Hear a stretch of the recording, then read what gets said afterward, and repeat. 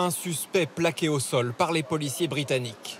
La scène filmée par un habitant se déroule au petit matin à Nottingham, au terme d'une course meurtrière.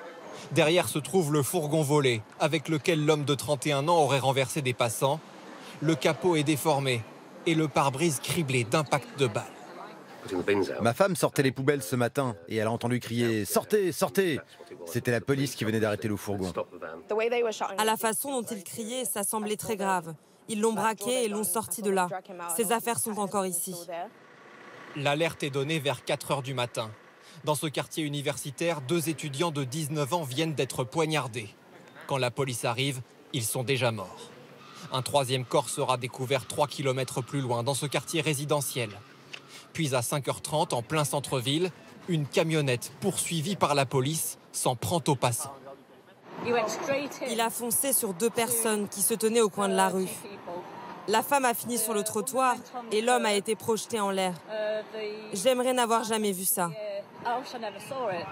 3 personnes ont été hospitalisées, l'une d'elles reste dans un état critique.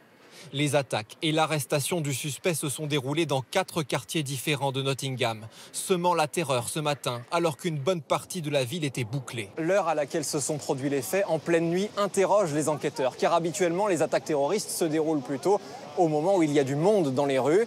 Pour autant, la police travaille main dans la main avec les services antiterroristes, car elle ne veut exclure aucune piste.